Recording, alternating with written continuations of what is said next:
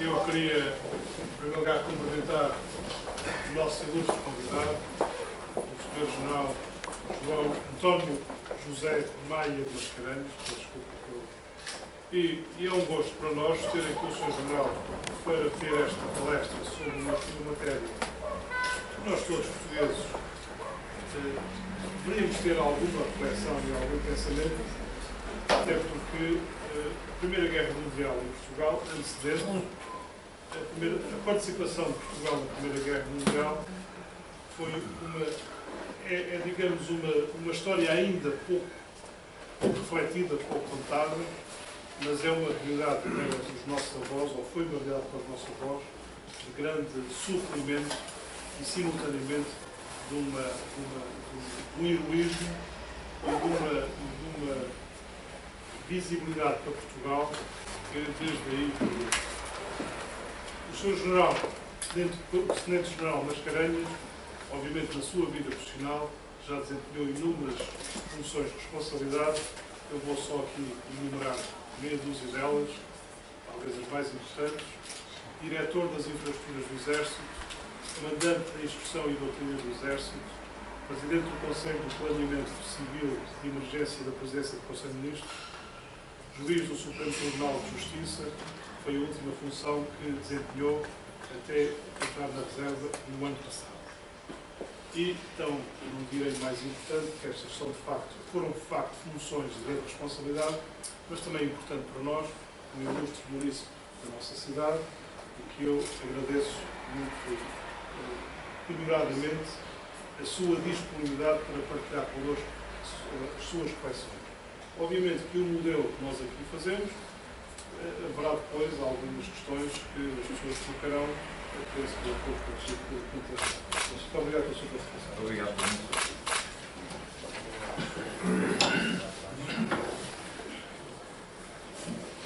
Minhas senhoras e meus senhores, tenho muito gosto em estar aqui a tratar este tema.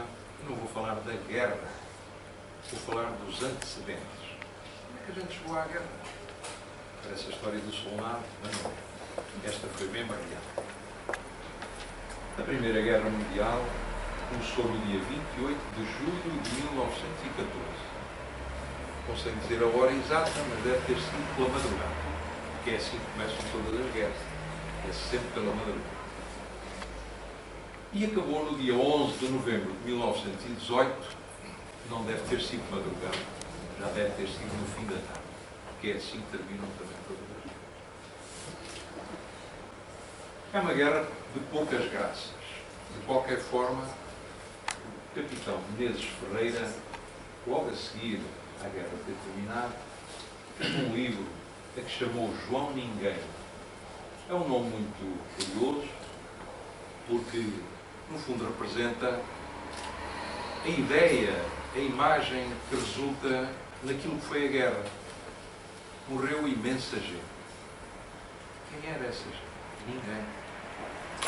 Foi exatamente isso que aconteceu. E ele arranjou este nome, esta designação de João Ninguém, mais adequada do que esta, eu não sei encontrar. E foi por isso que escolhi exatamente esta capa do livro do Sr. Capitão Menezes Ferreira, para também servir aqui de logotipo para esta apresentação. O conteúdo do livro é um livro muito ligeiro. Como alguém que não é um escritor de profissão, descreve um acontecimento sorrindo para ele. É a nossa maneira de ver os dramas. Somos assim, os portugueses sorriem para a desgraça. E assim é o capitão Menezes Ferreira. E é engraçado que, dos dois extratos que fiz do livro, um dos poemas diz exatamente: a morrer sorrindo à dor, ser soldado é ser alguém que se bateu com ardor lá nas terras de ninguém. A Portugal, minha mãe, deu seu filho para soldado. Quem dá aquilo que tem, amar não é obrigado. É uma verdade também tão simples como o nome do João Ninguém. Este João Ninguém embarcou para a guerra. É um homem inventado, mas houve outros Joãos ou Joões, se quiserem, e esta que tenho aqui do lado direito é verdadeira. Este João embarcou para Angola na coluna do Tenente-Coronel Alves Roçadas em novembro de 1914. Para Angola. Não foi para a França, foi para Angola. Regressou. Em 1917 foi novamente chamado e em agosto seguiu para a França. Regressou. Mas atenção, muitos não regressaram. Muitos não regressaram. Foi o caso do António Pereira, da freguesia de Rubiães, que não voltou. Ficou com mais 1831 portugueses no cemitério de Richebourg, em França, e num total de 7.222 mortos e 13.700 feridos que tivemos só na Europa. Em África morreu mais gente do que na Europa. Como é que era a força portuguesa? A força portuguesa era relativamente simples. Mobilizámos cerca de 55 mil pessoas, homens, basicamente. As mulheres, nesta altura, tinham uma participação e um dever na defesa portuguesa ainda limitado. Hoje não. Hoje é igual, homens e mulheres. O Corpo Expedicionário Português tinha um quartel-general e depois 2 divisões. E além das divisões, onde havia batalhões de infantaria, tinha depois também artilharia, engenharia, metralhadoras, ciclistas, gente da saúde, cavalaria, vários depósitos. Estes batalhões, por exemplo, na primeira divisão estava um batalhão da Covilhã, um de Porto Alegre, um da Figueira da Foz, outro de Mangualde, outro de Leiria, 2 de Coimbra, um de Aveiro, um de Lamego, outro da Guarda, outro de Viseu, outro de Tomar. Além deste corpo expedicionário, tínhamos também um conjunto de forças que estavam dependentes diretamente do primeiro exército inglês, onde estava integrado o nosso corpo. Estas forças eram o corpo da artilharia pesada, o batalhão de sapadores de Ninho de Ferro, foi a unidade portuguesa com mais condecorações na guerra. Projetores de campanha e corpo de aviação. Eu já lancei o desafio à Sra. Vereadora de, no próximo ano, termos aqui uma conferência sobre os sapadores de caminho de ferro na guerra. Iremos com certeza fazê-la e acho que teria muito interesse. A nossa guerra foi naquele cantinho, lá em cima, à esquerda da figura, onde está a vermelho, onde eu escrevi frente do septo. Aquela zona é uma zona francesa, junto à fronteira com a Bélgica. A Bélgica é logo a seguir a fronteira. É a zona da Flandres. A Flandres prolonga-se da França para a Bélgica. Aquela frentezinha ali era onde estava o nosso corpo, o tal Corpo Expedicionário Português. A frente da guerra está ali marcada a azul e vinha desde o Canal da Mancha até à Suíça.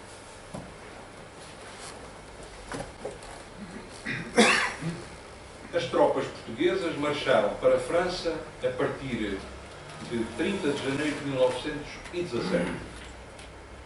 Zarparam do Tejo 3 vapores britânicos, levando a bordo a 1ª Brigada do SEC, mandada pelo general Gomes da Costa. Os navios chegaram a Brest 3 dias depois, desembarcaram as primeiras tropas portuguesas em 2 de fevereiro e a 8 de fevereiro estavam na Flandres. O SEC, portanto, entrou em posição a partir desta data e em 4 de abril as tropas portuguesas já estavam entrincheiradas.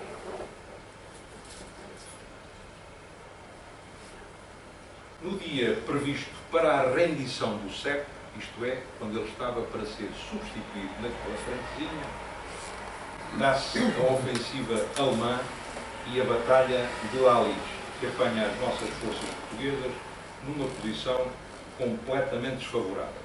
A operação alemã teve um nome curioso de Georgette.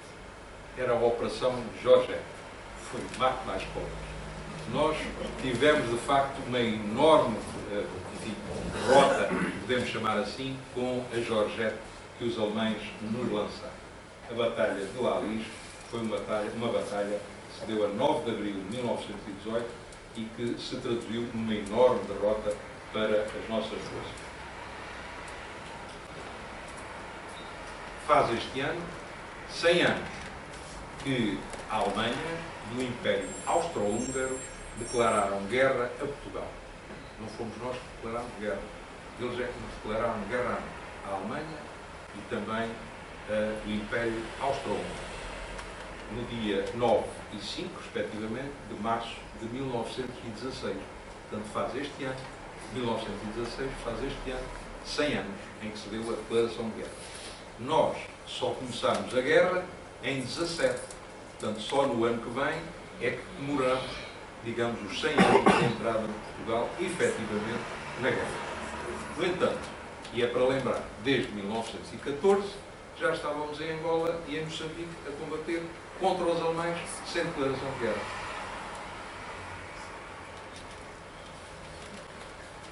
Eu dizia que a guerra é o pior dos males. Vamos ver como é que de mansinho a guerra chegou a Portugal. Esta era a Europa antes da unificação da Alemanha em 1871. Vejam bem o sítio da Alemanha, ali no centro do mapa. A Alemanha está toda rendilhada, é um conjunto de pequenos estados. Cerca de 500 estados, só para ser mais concreto. Pequenos ducados e pequenos reinozinhos. Havia um reino grande que está a um amarelo, não é aquele verde da Rússia, é o outro amarelo, que era o reino da Prússia. Era o maior dos reinos alemães. Portugal lá está, no seu cantinho, a Espanha, a França, a Inglaterra, já nessa data o Reino Unido. Depois vê-se o grande Império Austro-Húngaro, ali no centro, e o grande Império Russo, aqui à direita, e no sul, o grande Império Otomano. O Império Otomano ia até à Bulgária. Entrava pela Europa adentro, os Balcãs eram do Império Otomano. Grandes impérios então, o Otomano, o Russo, de alguma maneira o Império Austro-Húngaro e depois o Império Britânico, se quisermos dizer o Império Português, se quisermos o Império Espanhol, mas não estão na Europa. Estavam fora da Europa. Em 1880, logo a seguir, à data que vos indiquei antes, a Europa já tem outro aspecto. 1880. A Alemanha unificou-se. Vejam como ela está, é aquele roxo central. A Alemanha já é um império germânico. O Império Otomano, em 1880, perdeu território. Para quem? Para o Império Austro-Húngaro, aquele amarelo central que está maior, e também uma parte para o Império Russo. Vejam a Itália, em 1880, também já está unida. Não estava, eu não referi, mas não estava. A Itália era também um rendilhado de pequenos estados. Só mais tarde é que vem a ser unificado. 1880 já está. A Europa começa a reunir-se. Isto parece que era uma paisagem simples e doce, mas não era. Estava tudo em convulsão. Mas este século XIX é um século fantástico. Fantástico. Apresento-vos a mulher mais bonita do século. Esta senhora era a imperatriz, ou foi a imperatriz Elizabeth da Áustria, conhecida pela Sissi.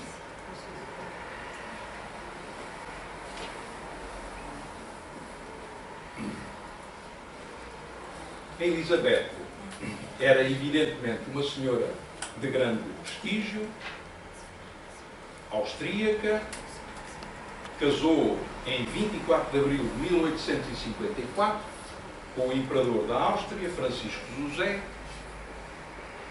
e ela era a Elisabeth von Wittelsbach da Baviera, a imperatriz Sissi. No seu casamento, o luxo foi extremo, esteve presente quase toda a realeza e riqueza europeia. Da nossa parte, esteve presente Dom Fernando II, que era o rei consorte de Dona Maria II, não sei se com sorte, se com pouca sorte, era o rei consorte da Dona Maria II, e nesta altura era o regente por morte da rainha, e antes que Dom Pedro V tivesse sido, de facto, o rei por atingir a maioridade. Foi ele que representou, portanto, a família portuguesa, a família real portuguesa. As bodas duraram toda uma semana, toda a Europa viu esta história como uma história de fadas que se prolongou por todo o século. O conhecimento e as imagens desta história da Sissi. Falaremos já mais vezes da Sissi durante esta apresentação. A Itália. O reino da Itália resulta da unificação italiana em 1861. Liderou o movimento a Casa de Savoia, que estava aparentada com a nossa Casa Real também. O representante era o rei Vítor Emanuel II. A maior parte do território tinha antes feito parte do Sacro Império Romano-Germânico. Depois, até 1806. Em 1806, o Napoleão desfez o Império Romano-Germânico, substituiu e foi rei da Itália. O nosso Napoleão era terrível e foi terrível nestas guerras europeias. Mas foi o Vítor Emanuel, juntamente com os guerrilheiros do Garibaldi, já ouviram falar, com certeza, que em 1859 inicia uma guerra contra a Áustria, a Áustria-Húngara da Sissi, e que conduz à unificação italiana em 1861, como aqui refiro no slide. A França. A França tinha à frente o senhor imperador em 1870, já não era o Napoleão, foi em 1806, até 14, 15, já era o imperador Napoleão III. O imperador Napoleão III estava à frente da França, mas envolve-se numa guerra terrível. A Espanha, que tinha como rainha Isabel II, que era da casa Bourbon, portanto uma casa ligada à França, foi deposta em 1868. Bismarck, o chanceler da Alemanha, vai apostar que a sucessora ou o sucessor devia ser da casa Hohenzollern, alemã. A mesma casa de que era Guilherme I, o imperador da Alemanha. É claro que o nosso Napoleão III não aceita. Não aceita, quer o Bourbon, não quer um Hohenzollern da Alemanha. Bom, isto é uma guerra. É a guerra franco-prussiana de 1870-71. O que é que acontece? Napoleão III é derrotado vergonhosamente. Vergonhosamente. É preso.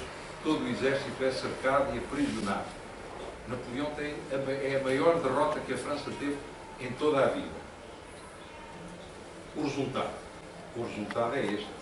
O nosso Guilherme I ganha força, derrotou completamente o exército francês, torna-se digamos, um indiscutível imperador da Alemanha e é coroado em Versalhes, a rainha, digamos, da coroa francesa.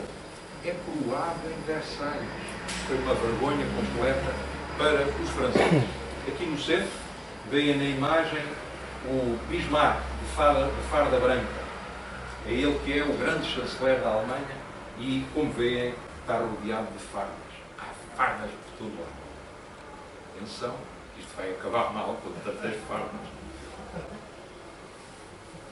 Bom, antes de falarmos neste mapa que aqui tem, vamos falar primeiro naquele pan-germanismo e pan-eslavismo.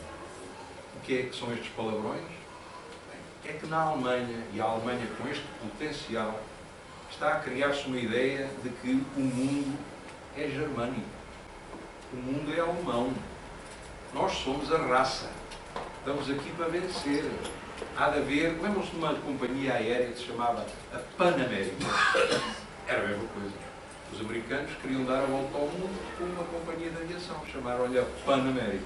Ora, aqui eram os alemães que antes de haver aviação comercial, e também de outra, também não havia nesta altura, criam esta ideia do pan-germanismo. O que é isso? É que os austríacos também falam alemão, quase. E há mais. Portanto, começa a surgir uma ideia de unificação maior, de um espaço pan-germânico. Bom, mas não estão sozinhos no mundo, porque, juntamente com eles, estão também os eslavos. Quem são os eslavos? Por um lado, os russos. São os eslavos do norte. E depois, cá mais para baixo, há eslavos dos Balcãs. São os seguintes, para não esquecer: os polacos, os checos, os eslovacos, os bielorrussos, os russos, os ucranianos, os croatas, os eslovenos, os bósnios, os iugoslavos, os sérvios, os búlgaros, os macedónios, os montenegrinos. Todos estes são eslavos. Esta força toda balcânica está subordinada a quem? Olhem para lá, ao Império Otomano. Este jogo dos eslavos, que no fundo começam a criar uma noção de que, apoiados pela Rússia, podem também ter uma dimensão, digamos, europeia, cria um movimento pan-eslavo, o pan-eslavismo. Bom, está-se mesmo a ver o que é que isto faz. Uma guerra russo-turca de 1877-78, os russos ganham, os turcos perdem, e com essa derrota dos turcos, o Império Otomano perde mais uns territórios. E então, o que é que se dá nessa altura?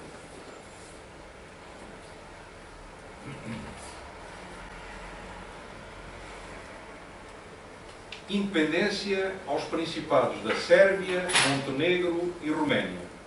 A divisão da Bulgária em 2 principados e o domínio da Bósnia e Herzegovina pelo Império Austro-Húngaro. Esta é, digamos, a solução que é encontrada depois desta guerra para satisfazer as potências que dividem aquela região. É nesta altura, em 1882, que os alemães têm a noção que a Rússia está a crescer. Criam uma coisa que se chama a Tríplice Aliança. E com quem são estes 3 aliados? A Alemanha, o Império Alemão, a Austro-Hungria, o Império Austro-Húngaro da Sicília, e mais a Itália. Tudo países novos, exceto o Império Austro-Húngaro, que se defende e que tenta criar ali digamos, uma posição de charneira entre as 2 grandes potências que estão a surgir. Mais ao norte, a Alemanha, mais ao sul, a Itália. E aqui temos uma estrutura, a Tríplice Aliança, que vai até à guerra. Então, e os britânicos? Ainda não falámos dos britânicos. Os britânicos estão a viver uma fase de grande impacto mundial. Trata-se do Império Britânico. O Império Britânico tem por expressão máxima a Rainha Vitória. A Rainha Vitória também casou por amor. Nesta altura, casava tudo por amor, porque é muito curioso. Já tínhamos abandonado um pouco aquela ideia dos casamentos que eram feitos por família, por ligação de família. Esta casa com o primo, este primo é Owens Oler. E ela casou por ele. E é alemão. Primo do Guilherme. Isto são tudo famílias que se vão defrontar na Primeira Guerra Mundial e eram todos primos.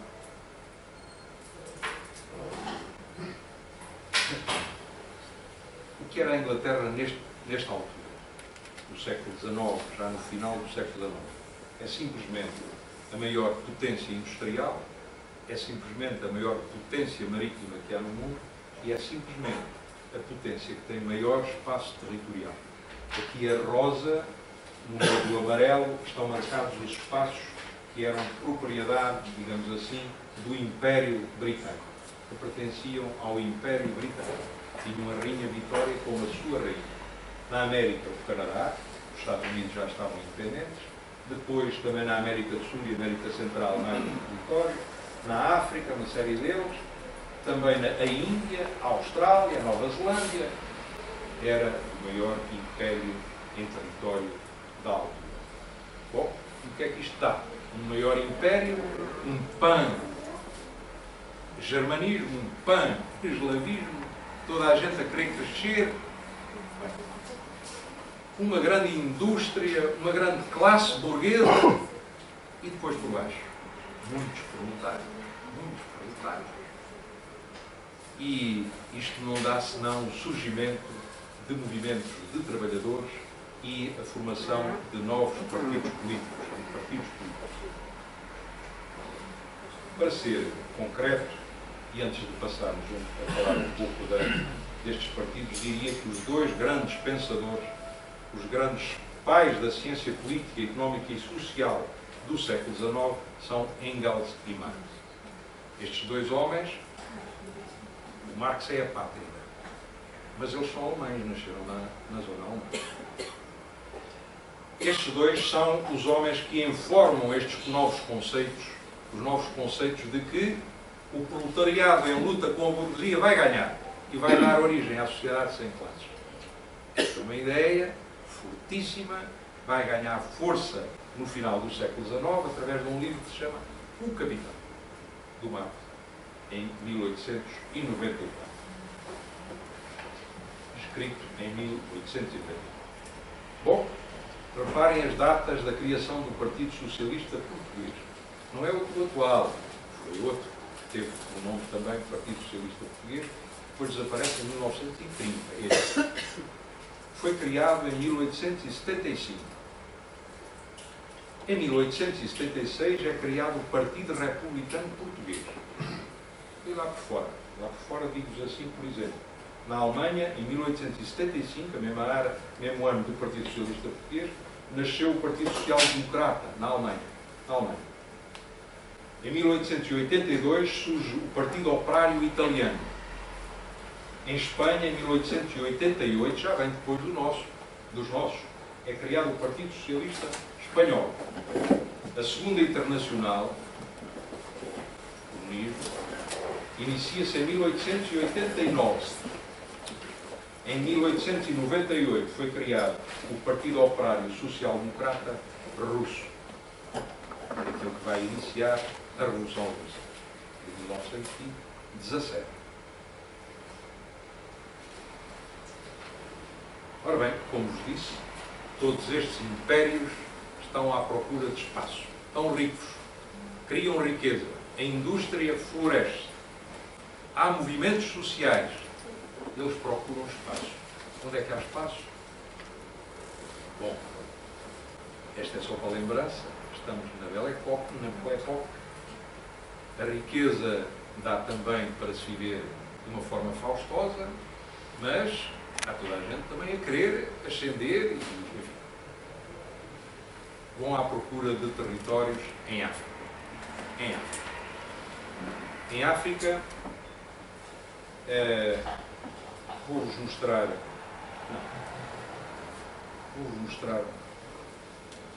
este slide que me parece muito significativo para perceber como é que evolui esta situação. Em 1879, a África tinha aquela ocupação europeia, do lado esquerdo. Ao cimo, em cinzento, as áreas que o Império Otomano ocupava. A azul, a França. Depois, a verde, a portuguesa, a área portuguesa. Depois, a laranja, os ingleses, juntamente com um sombreado aqui no sul da África. E esta era a ocupação da África em 1879. Em 1885, depois do Congresso, a ocupação é aquela. O Congresso. Portanto, a África foi toda dividida.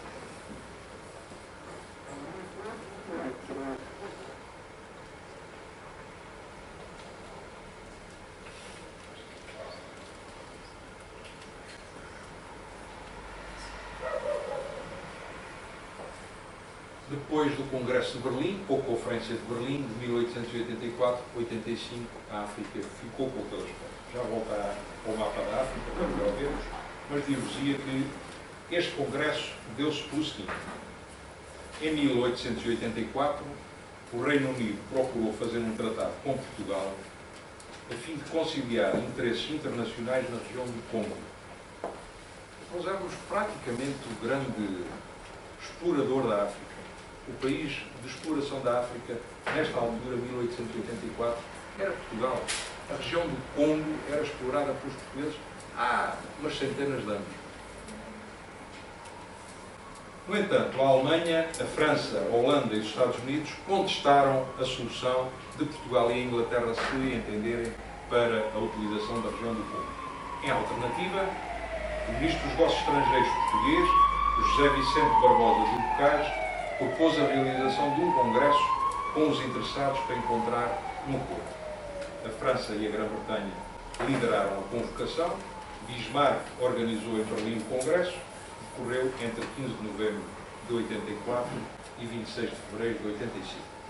Quem é que foi de Portugal?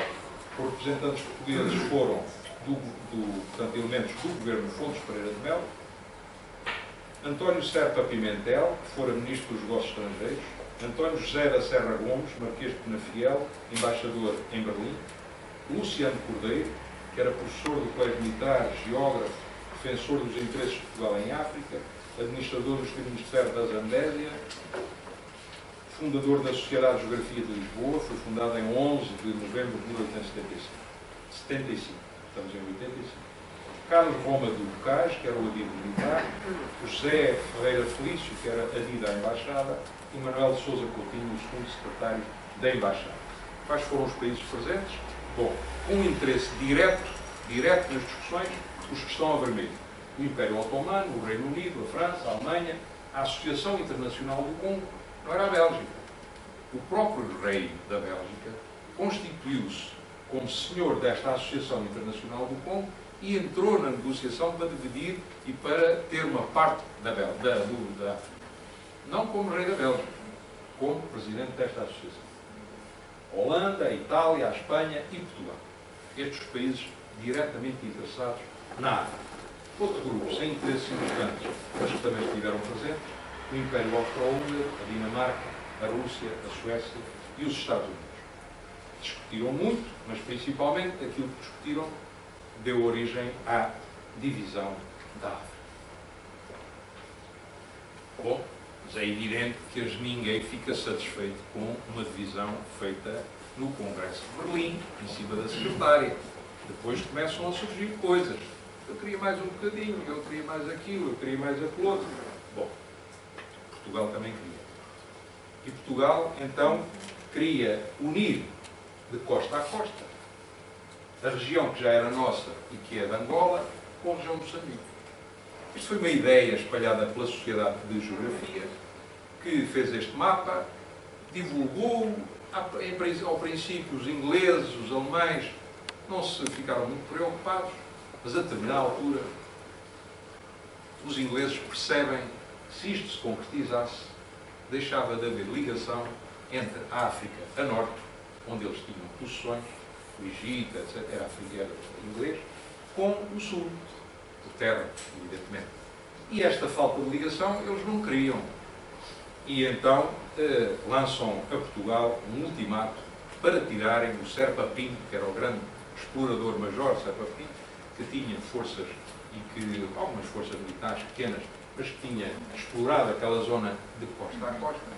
E, portanto, mandou o ultimato foi no sentido de Portugal retirar todas as suas forças daquela região e a Inglaterra, o Império Britânico, assumia que aquele território era seu.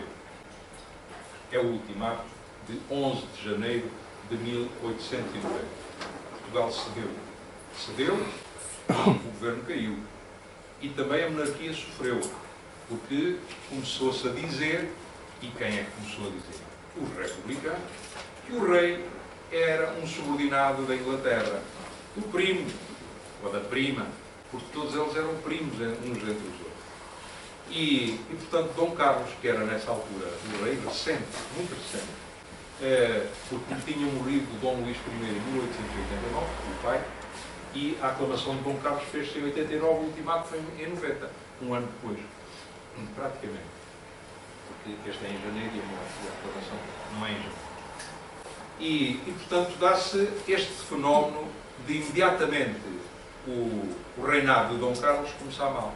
E começa mal porque, por todo lado, os republicanos começam a usar esta questão do ultimato como uma pedra para atirarem à monarquia.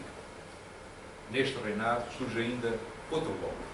Um golpe terrível. Nós também já vivemos uma coisa parecida, ou quase. E que foi a bancarrota. Isto não é de hoje. A bancarrota deu-se de uma maneira muito simples. Nós sempre vivemos um pouco com déficit. Não sei nem que é muito. E o déficit era compensado pela remessa dos imigrantes, principalmente do Brasil, onde tínhamos muitos imigrantes.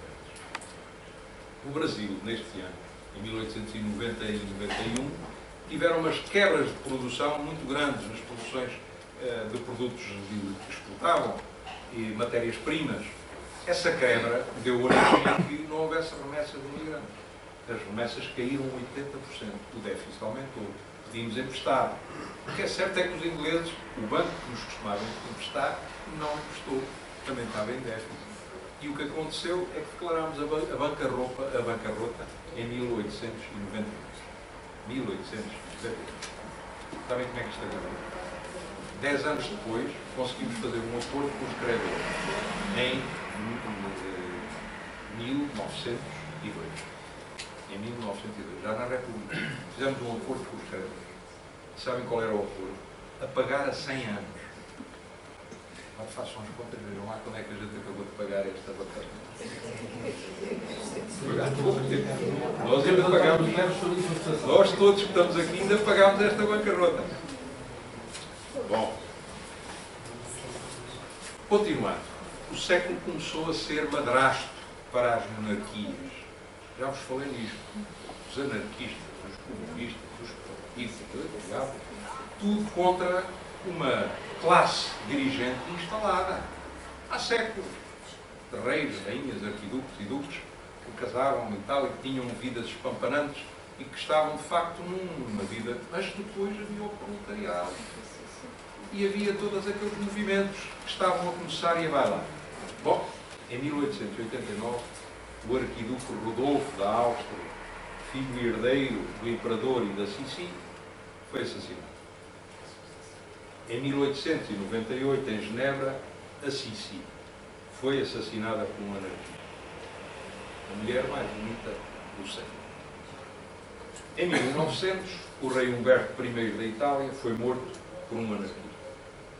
Em 1 de fevereiro de 1908, foi assassinado Dom Carlos e o príncipe herdeiro de Portugal.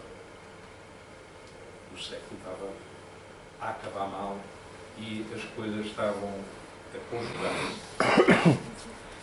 Já vos falei da Tríplice Aliança. Tinha sido formada com medo dos russos, pelos alemães, do Império Austro-Húngaro e pela Itália. Bom, é a altura da França começar a ter medo desta aliança. A França começa a ter medo desta aliança. E então faz uma aliança com os russos. Primeiro. Depois faz uma aliança com os ingleses. E depois são os ingleses que fazem com os russos. Está o caldinho entornado. Fizeram ali a chamada Tríplice Entente, que está estabelecida em 1907. Está o quadro preparado para haver qualquer coisa conflituosa. Esta sociedade, como já vos mostrei naquela figura de Versalhes, é uma sociedade que podemos olhar, digamos que ter como elemento montra Guilherme II, que é o imperador da Alemanha e rei da Prússia, e que tem este aspecto um bocadinho caricato que aqui vemos na fotografia. É um litarão de primeira... Ora bem, toda esta riqueza cria muito poder. E esta sociedade tem tendência para que a força se instale no poder. Eu podia dizer que era o poder da força. É uma frase comida. Eu penso que aqui há, de facto, a força instalada no poder. A força militar. Queria-vos dizer também o seguinte. Nem sempre as relações internacionais se resolveram por acordos, porque os países se sentam pelas suas relações diplomáticas. Não. No século XIX, o uso da força era uma das formas de resolver conflitos. Era assumido, era assim, havia um direito da guerra e todos tinham direito a fazer a guerra. Declaravam guerra, tinham formas de o fazer e tal. E faziam as guerras, como vimos já algumas, a franco-russa, etc. Ora bem, o que é que acontece então? Em 28 de junho de 1914, o arquiduque Francisco Fernando, o herdeiro do trono da Áustria, foi assassinado em Sarajevo, no dia 28 de junho. O que é que aconteceu? Um mês depois, exatamente um mês depois, no dia 28 de julho, a Áustria e a Hungria, o Império Austro-Húngaro, invade a Sérvia. Está o tal entornado. A Sérvia é eslava. A Sérvia é eslava. Ora bem, a Rússia vai atacar a Alemanha. A Alemanha vai invadir a França, a Bélgica e o Luxemburgo. E temos a guerra instalada. Portanto, a Primeira Guerra Mundial começa, passado um mês, da causa que lhe deu origem. E Portugal? Nós estamos na República. Caiu o rei, foi assassinado em 1910. A República é implantada. Mas a jovem República Portuguesa está cheia de problemas. Cheia de problemas. Primeiro, não há um reconhecimento internacional.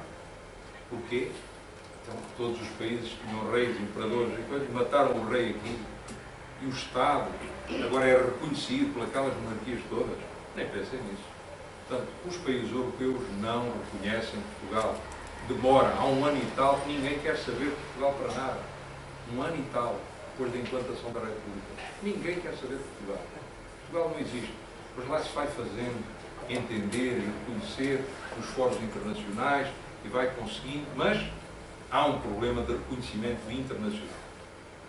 Há uma grande instabilidade política internamente. Política internamente. Os partidos têm muita dificuldade no entendimento. Também há falta de dinheiro. Também há falta de dinheiro. A pressão militar e a subversão das populações pela Alemanha, quer no sul de Angola, quer no norte de Moçambique, efetua-se desde 1914. Os alemães tinham, de facto, essas áreas novas na posse deles, chocam-se com as nossas, o norte de Moçambique, com o sul de Angola e tentam, de facto, sublevar as populações e ocupar o território que era português. A ameaça de sempre já existia a Espanha. Portugal estava fragilizado. A Espanha sempre foi a nossa ameaça principal na península. Então, a nossa jovem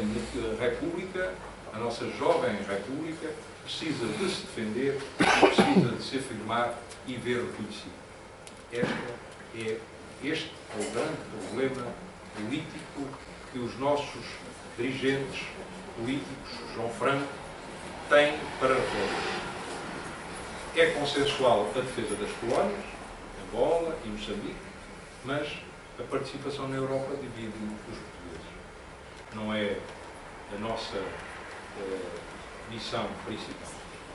E aqui vos deixo, para as perguntas que quiserem, com o João Ninguém e com o outro João, cuja história verdadeira foi esta. Embarcou de facto para Angola em 14 e regressou, foi para 17, em 17 para a França e também regressou, e se não tivesse regressado, eu não estava aqui porque era o meu orgulho.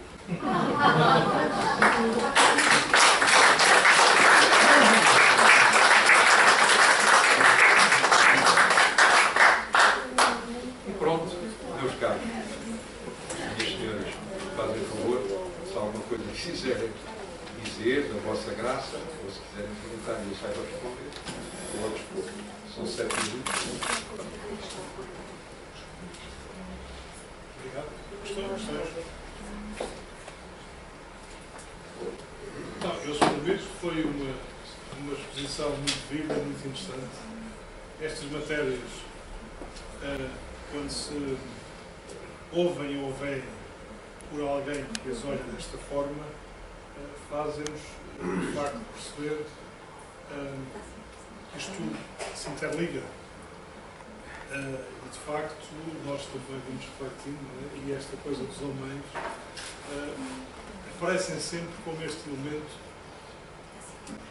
agitador destas instabilidades e destas tentativas de domínio, seja pelo domínio militar, seja pelo domínio económico, ou seja pelo domínio político. E por isso é que é importante nós conhecermos estas realidades, as histórias. Eu, por exemplo, tive a ocasião, há 2 anos, talvez, de visitar um museu sobre a Primeira Grande Guerra, em Meaux, perto de Paris, que é de facto um testemunho muito importante para nós podermos perceber a importância destes movimentos na Europa. Por exemplo, um pormenor, tal como aquilo, um pormenor muito interessante para nós percebermos esta realidade, um pormenor que eu nunca tinha pensado, o Sr. General de certeza que já pensou, eu às tantas vi lá um carro que era o carro dos pombos correios. Os pombos correios. Eu, enfim, nunca tinha pensado, eu sabia que as comunicações faziam através dos pombos correios, mas de facto havia uma viatura militar, que está lá em exposição, que era a viatura militar com Pombal. Portanto, toda esta, digamos, logística que está por trás destas movimentações. Nós levámos para a França, pombos correios. Os portugueses, levámos cavalos e mulas. Portanto, a gente não fala, mas nos quadros orgânicos desta época, dizia-se assim. Uma coluna dizia oficiais, na outra dizia praças, na outra dizia sulitos. Portanto, o efetivo que ia para a guerra tinha 3 colunas, oficiais, soldados e sulitos. Portanto, os animais não eram esquecidos. Neste tempo, sejam pombos ou outros, mas os quadros eram assim constituídos. E também tinha uma participação no esforço da guerra muito interessante. Cavalo de Guerra, não é? Um filme fantástico que ainda não há muito tempo. Não sei se chamava assim. Cavalo de Guerra. É um filme fantástico sobre a origem dos animais. Mas, há uma questão, faz favor. É uma curiosidade, o novo Manuel Braz participou na Primeira Guerra Mundial e na Batalha de Aulis. Foi ferido em combate, mas e teve um horror. O horror não foi por bravura, foi por aprumo na parada, provavelmente. Eu tenho andado a recolher elementos sobre a participação dele na Primeira Guerra Mundial para fazer um livro e encontrei já no Museu Militar a caderneta militar onde estava reservado um horror que ele teve. Outra curiosidade, eu recentemente tive conhecimento de um livro que era a participação do capitão António Braz, eu chamo-me António Braz, capitão António Braz, que participou na Primeira Guerra Mundial, na Batalha de Aulis, foi preso, esteve na Alemanha, prisioneiro de guerra, e esse livro foi escrito por Isabel Braz, a filha dele, mas cujas famílias não têm nada a ver com outra, porque ele é da região de Elvas. Ele foi comandante do Forte de Elvas, já depois da sua participação na guerra, quer em Moçambique, quer em Angola, depois na França, e foi prisioneiro, depois, quando voltou a Portugal, é que teve estas funções de comandante do Forte de Elvas. Portanto, há aqui uma série de curiosidades sobre este assunto. Antes de mais, felicitar a apresentação, bastante interessante. Eu, por acaso, trabalho sobre estes assuntos, faz parte também da definição, e apenas para complementar 2 ou 3 dados. Quando se fala que morreu mais gente em África do que na Europa, é verdade sim, mas não foi propriamente em combate. A maior parte dos soldados portugueses que morreram em Moçambique morreram por causa das doenças tropicais. Quer dizer, houve combates ferozes com os alemães, e o exército colonial alemão na África Oriental, no Tanganica, hoje Tanzânia, foi invencível. Quando a guerra acaba em 11 de novembro, não tinha sido derrotado, pelo contrário, tinham derrotado portugueses e britânicos, e portanto, digamos, Portugal defrontou ali uma força constituída quer por alemães, por britânicos, quer por tropa colonial invencível, mas efetivamente a maior parte dos soldados portugueses morrem de doença tropical. doença tropical, falta de condições de higiene, problemas de abastecimento, etc, etc. O que não acontece no caso angolano, porque, apesar de Portugal ter tido uma derrota no sul de Angola, o desastre na Alila, os sul-africanos vieram em auxílio e derrotaram os alemães na Namíbia e, portanto, a guerra no sul de Angola vai mais cedo.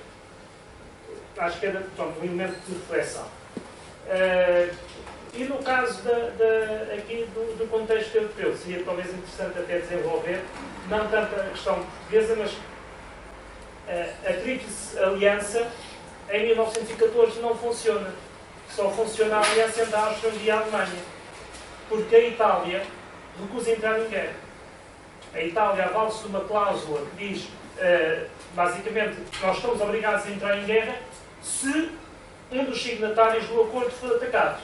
Ora, como foi a Áustria e a Hungria que tomou a iniciativa de atacar, a Itália disse, não, isto é uma guerra ofensiva, não é uma guerra defensiva, portanto nós não entramos em guerra. E, ao fim de um ano, praticamente, vai haver um volte-face e a Itália vai entrar sim em guerra, mas ao lado da França, da Inglaterra e da Rússia. Portanto, um outro elemento também de reflexão, não sei se o Sr. General quer...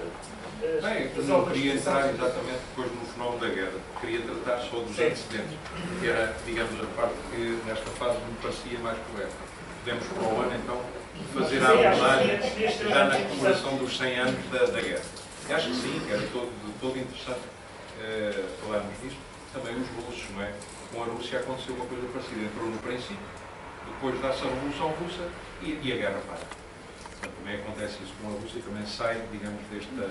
Mas, de facto, a Itália não se sentiu, digamos, comprometida com a Alemanha e com o Império Austro-Húngaro para combater com eles. Quem combate com eles são a Bulgária e são o Império Otomano, que vão fazer essa guerra no início. E que também acabam por perder depois muito com esse facto de terem entrado na guerra. Obrigado. Rico Miguel. Boa noite. Gostei muito da sua exposição. Obrigado. E também só, não é para acrescentar nada, é apenas não dizer que o senhor... Faz favor, nós estamos algum numa ponto, conversa informal. Digamos que a forma como abordou, dirigindo para as causas, ou para os antecedentes, eu iria tocar, digamos, tentar puxar um pouco mais uma das causas que para mim foi fundamental, e depois falar também de uma consequência que, de alguma forma, marca os nossos dias. Falou ali na segunda revolução industrial. Para mim está aí o cerne desta discussão, deste debate. A Primeira Guerra Mundial é fruto, sobretudo, desse conceito que também explicou do nacionalismo e o nacionalismo exacerbado da Alemanha e, enfim, o hegemonismo, toda essa ideia que também explicou, mas também de uma revolução industrial que arrancou na Inglaterra no século XVIII e que na Alemanha tarda em arrancar e que só vai realmente descolar depois da unificação alemã, do Bismarck e com o Kaiser Guilherme II. Portanto, numa altura em que a disponibilidade de mercado colonial para a Alemanha já está um pouco escassa. E daí os ataques às colónias portuguesas, porque, como muito bem disse, Portugal era um dos poucos países europeus que mais tinha ocupação em África, apesar de ser uma ocupação, como mostrou no primeiro mapa, muito diluída em uma estreita faixa costeira. Enfim, estávamos ainda longe da ocupação que depois o colonialismo, a seguir à Conferência de Berlim, implicou. Portanto, é essa disputa de mercados coloniais, porque as potências europeias, as potências industriais europeias, tinham necessidade de mercados para colocar os seus excedentes, para irem, sei lá, investir capitais, para ir à procura de mão de obra ou de matérias-primas baratas, e a Alemanha, de facto, já não tem muito por onde ir buscar. Portanto, é a disputa entre a Inglaterra e a Alemanha, sobretudo, potências industriais, procuram mercados para colocar os seus produtos. Esta era, digamos, uma causa que para mim me parece fundamental dentro desse contexto que também explicou. Quanto, enfim, e com todo o respeito pela sua opção pelos antecedentes e pelas causas, mostrou aí aquele mapa da partilha da África na Conferência de Berlim, de 1984-85, e eu acho que, se calhar, valia a pena voltarmos a olhar para aquele mapa, para repararmos num conceito que daí em diante fez um pouco de escola, que foi os mapas com régua e esquadro. Se olharmos para aquele mapa, vemos que é um mapa feito com régua e esquadro. O que é que isto significa? Que não foram minimamente tidas em conta as condições do terreno. Se há um rio, se há uma montanha, se há uma fronteira natural ou se não há, se há uma cultura autóctone, um povo, uma civilização, ou, enfim, foi meramente o interesse imperialista de quem está lá à mesa com régua e esquadro, a escortaçar com uma tesoura, foi isso. E foi assim que se gizaram os impérios coloniais da era moderna. Foi sobre a descolonização desses impérios que se herdou a atual situação. E uma boa parte, na minha opinião, das guerras civis particidas em Angola, por exemplo, e de tantas outras, na Somália, um pouco por todo o continente africano, vão bater aí. Porque hoje temos países em África que foram construídos, foram desenhados no mapa com régua e esquadro, e não atendendo às pessoas e até à realidade concreta, física, porque nós sabemos que os rios fazem estabelecem fronteiras naturais multisseculares. As montanhas, enfim, os acidentes naturais, ora, nada disso foi respeitado, ou seja, quem esteve em Berlim, lá àquela mesa, não fazia a mínima ideia do que é que estava a falar. E interessava era mais um centímetro para aqui, ou mais 5 cêntimos. Eu acrescentaria só o seguinte. Naquela mesa havia quem percebesse, em Berlim. E os portugueses percebiam alguma coisa. Mas, durante esse período de grandes discussões, e antes da própria conferência, já as coisas andavam em discussão, muitos portugueses que eram africanistas, tinham feito a sua vida e as suas explorações africanas, debatiam a questão da forma de concretizar as fronteiras, os limites, porque queriam concretizá-los de acordo com os povos que lá viviam, e não propriamente à régua e ao esquadro. É evidente que aquele mapa cor-de-rosa é um mapa que tem uma concepção geopolítica, costa a costa, tem uma defesa um bocadinho difícil, mas os limites que, até por exemplo, o limite de Angola não tem nada a ver com o limite de Angola de hoje. Portanto, os limites foram em busca dos territórios, dos diversos reinos, que era assim que nós os tratávamos, dos diversos reinos que tinham a sua implantação no terreno. E portanto, tratávamos e até fazíamos acordos com os reis locais, como não sei se tem essa noção. Antes da conferência. Pois, mas o Henrique estava a falar eu sei que sim.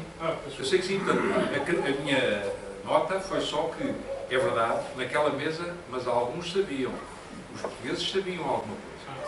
Os belgas também sabiam. Os portugueses não foi respeitado. Não. A questão belga é outra. Também sabiam. O Brasa, que é italiano, mas que trabalhava para o rei belga, também sabia. E, portanto, quando há um traçado ali daquela bacia do Congo, ele também sabe o que está a fazer. E portanto, há alguns que sabem. Outros não. No caso dos alemães. Não sabiam. Pois, mas o mapa traduz, de facto, um corte a régua e a régua. E por todo lado, quer no norte, quer no sul da África, foi assim. Fizeram uma régua e esquadra. Nós estamos num período, este século XIX, século XX, a questão da escravatura, princípio do século XX, a questão da escravatura é uma questão ainda muito pesada. E, portanto, muitas daqueles homens fardados olhavam para o negro, para aquelas populações da África, não propriamente como cidadãos iguais. Portanto, tudo isso desvalorizava e fazia com que tomassem opções erradas, como essa de fazerem a lápis e esquadro o traçado das fronteiras e não tendo em conta as populações que tinham perfeitamente legitimidade para deterem o seu território e que não foram tomadas em conta. Faz favor. Também estou aqui a fazer uma das últimas frases é que nos licenciados para entrar. Então, o que é que efetivamente aconteceu? Foi o governo que estava no poder e que, no fundo, tomou essa opção. E a opção era esta: há necessidade do reconhecimento. Depois houve um facto, obviamente houve um facto, e o facto é este. A Inglaterra, a guerra submarina tinha iniciado, a guerra dos submarinos no Atlântico. Os americanos foram para a Europa à mesma altura que nós. Uma das dificuldades que nós, portugueses, tivemos foi exatamente trazer e levar tropas. Não tínhamos transportes. E porquê? Basicamente porque estavam a fazer os transportes dos americanos para a Europa. Ora bem, os ingleses, a determinada altura, pedem ao governo português para, digamos, fazer o confisco de todos os navios que estavam nos portos portugueses. E assim foi. Confiscámos os navios que estavam aqui, que estavam em Moçambique, que estavam em Cabo Verde, de todo lado. Os brasileiros também fizeram. Mais ou menos na mesma altura, depois de, salvo erro, 2 navios brasileiros terem sido afundados por submarinos. Navios de passageiros. Os brasileiros também entraram na guerra. E portanto, este foi o facto. Quando nós fazemos isto, ocupamos, no fundo, arrastamos os navios, que estão, digamos, e que são, digamos, um espaço nacional, pela lei internacional. A Alemanha e o Império Austro-Húngaro declaram-nos guerra. Pronto. O facto é este. É por isto que temos a declaração de guerra. E ela surge porque os ingleses têm necessidade de que os navios sejam arrestados para lhes servirem nos transportes. Agora, porque a questão que se colocava era esta: os ingleses queriam que nós entrássemos na guerra? Parece que nunca quiseram.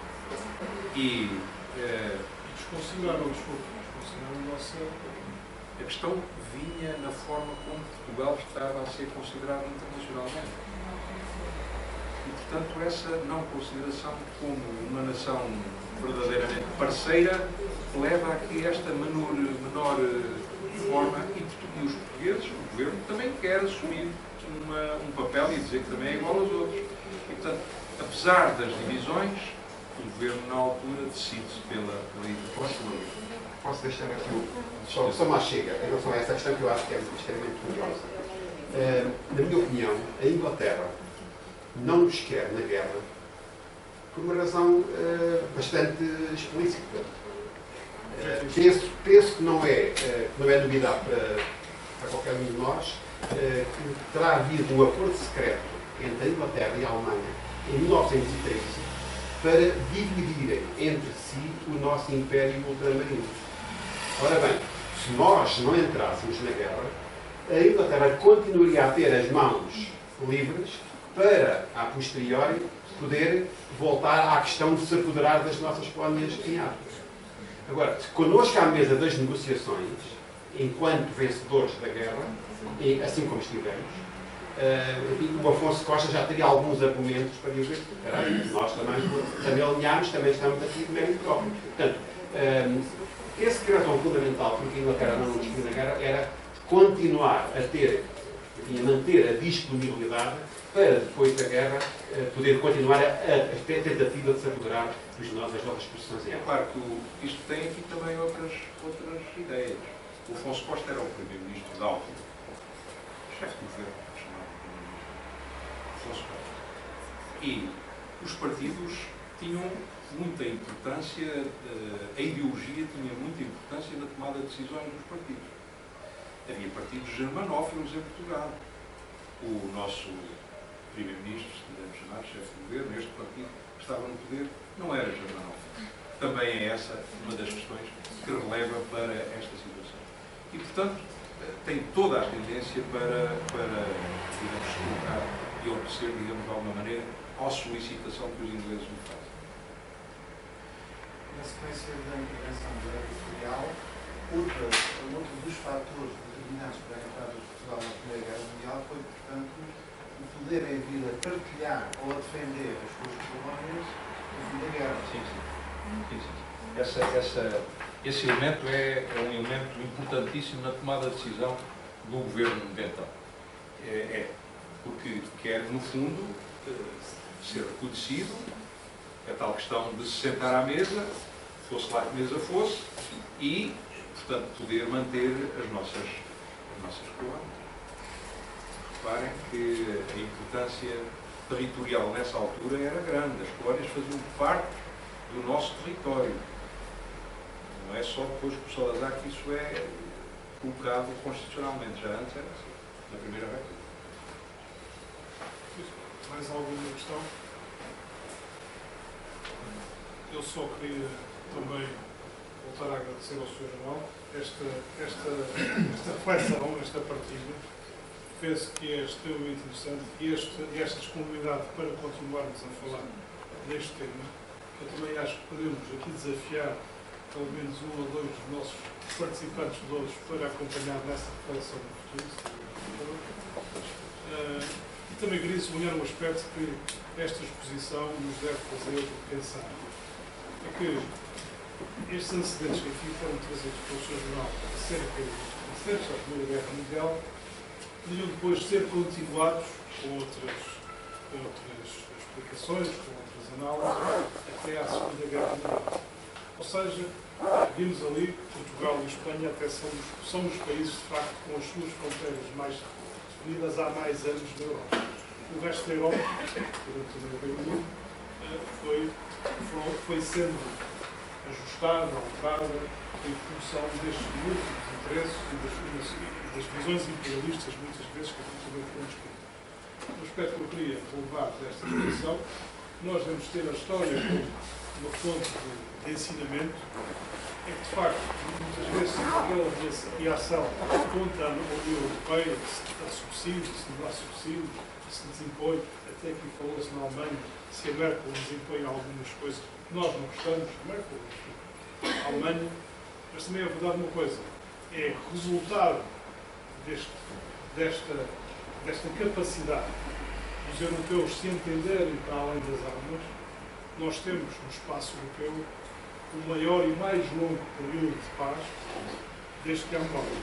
Isso penso que é importante, tendo em conta estes aspectos que nos foram referidos, destas mutações. Que é um mapa, logo no princípio que o Sr. Jornal apresentou, salvo em 1876, a Europa perfeitamente dividida, a Alemanha não existia, era uma multiplicidade de Estados, 500. Passado menos de anos, vezes já, e há alterações de configuração ao longo dos anos, que nos devem fazer, de alguma forma, independentemente das nossas divergências ou posições ideológicas ou pensamentos mais daqui ou de lá, valorizar este espaço de paz, progresso e já agora democracia que temos sido construído na Europa. Muito obrigado.